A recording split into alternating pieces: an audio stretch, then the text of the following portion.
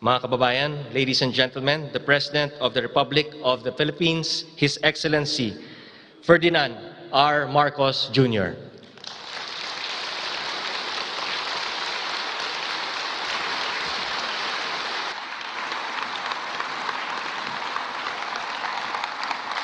Thank you. Please be seated. Please be seated. Thank you, Chairman Carlo Nograles, the Chairperson of the Civil Service Commission. My lagi kong sundo whenever I come through here is our good mayor, Mayor Imelda Calixto Rubiano, the Executive Director, Maria Marcy Cusare Ballesteros, the President of the Development Academy of the Philippines, Attorney Engelbert Cardonan, the Undersecretary Menrado Pangulayan, Ms. Milan Havellano, Chairperson of the Organization Development Practitioners Network, Deputy Executive Director Eric Jan Macapagal, fellow workers in government, ladies and gentlemen, good afternoon. I am delighted to be with all of you today as we celebrate the 49th founding anniversary of the Career Executive Service Board and launch this year's Career Executive Service Lifelong Learning for Leadership Congress. It is very important that we are of the belief and have the practice of looking to continuously learning and retraining. And now ang buzzword ngayon is upskilling and reskilling. It is an extremely important aspect to the service that we give because of this very quickly changing world after the pandemic and in light of the Ukraine conflict.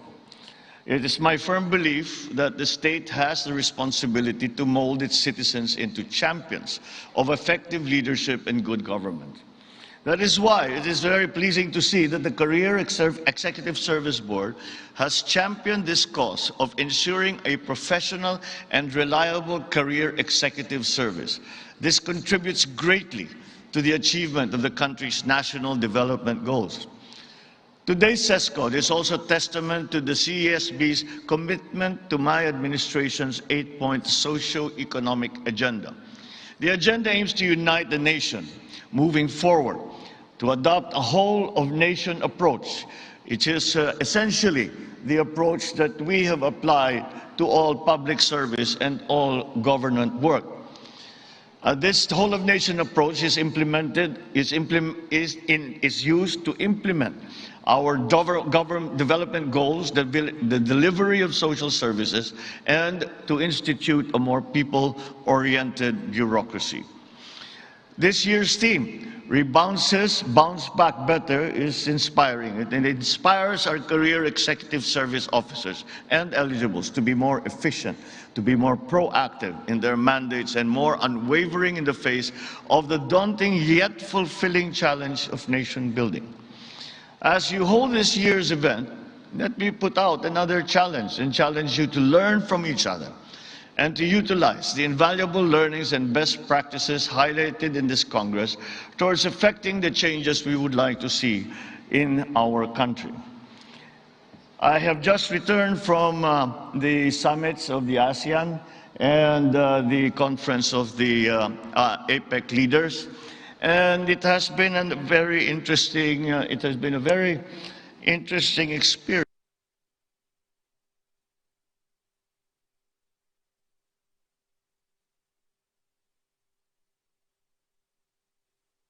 Have to think very, very hard about what the new economy will look like, what government will look like in response to that new economy. What are the services in government that will become easier, which will become harder? And which areas of development are going to become less important, and which sectors of the economy are going to become more important? And for us in government, we must adjust accordingly. One of the centerpieces of my economic plan is to encourage the interaction and the partnership between public sector and the private sector. And to do that properly, we in the bureaucracy must be able to handle the new ways of doing business.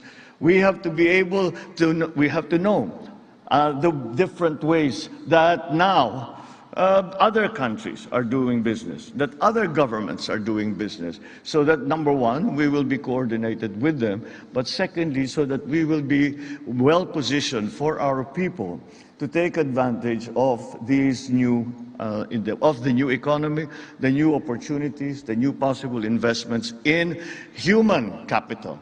And for me, the most important part of all of this that we are talking about in the new economy, the new post-pandemic global economy, is the most important part is going to be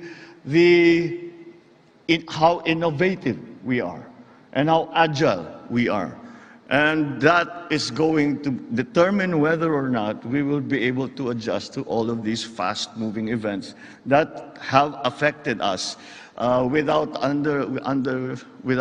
any control coming from us. And so the continuous training is going to be an important part of the whole process.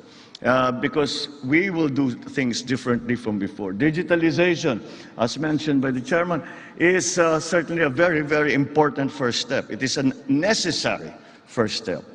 If we do not digitalize properly, we do not digitalize and digitize properly government function, we will never catch up. May iwanan tayo ng ating mga karatig bansa. Kaya't kailangan matuto na tayo. At magaling naman ng Pilipino diyan. It's just a question of us, who call ourselves the leaders in government. It is up to us to provide them that training. We have to give them that training.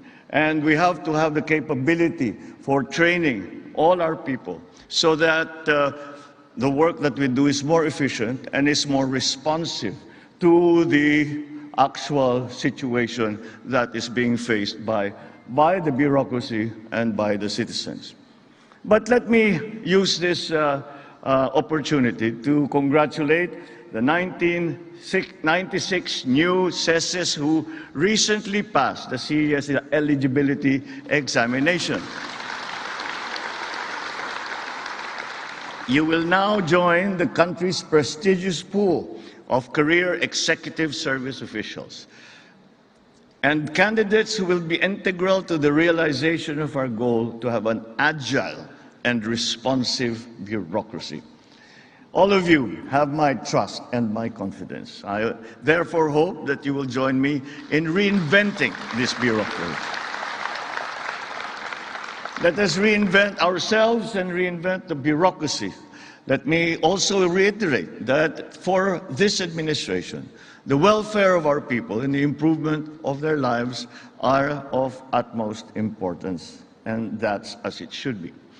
But as we take the daunting task that is ahead of us, I ask you to actively take part in pursuing this administration's 8-point socio-economic agenda, policies that promote social justice, ensure food security, accelerate progress, protect our environment, and address climate change.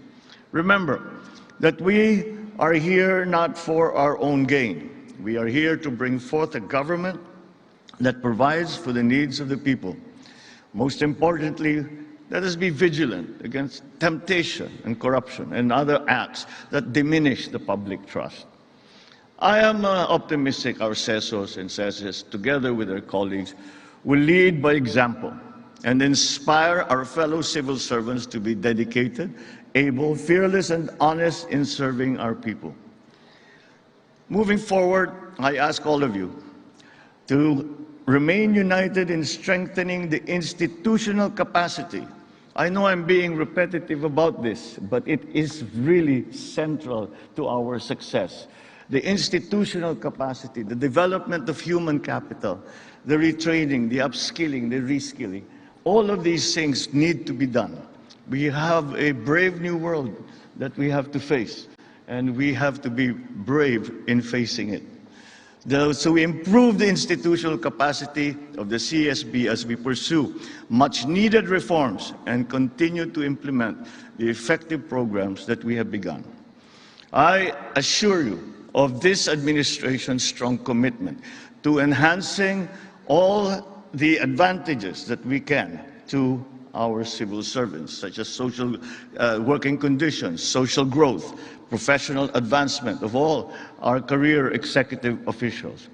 I'm also aware of the issues affecting the CESB, starting with Memorandum Circular number 3. As we walked in together with the chairman, and he said, "Oh, here they all are, the CESOs and the CESES, all the ones who are hoping to stay on." Well, let me assure our Career Executive Service Board and the affected CESES occupying third-level positions in the government that the Office of the President is going to review the said memorandum and look into the other hurdles faced by many CESES in obtaining CES eligibility.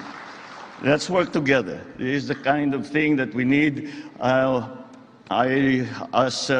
leader, as president, I cannot do my work without all of you. And that's why you must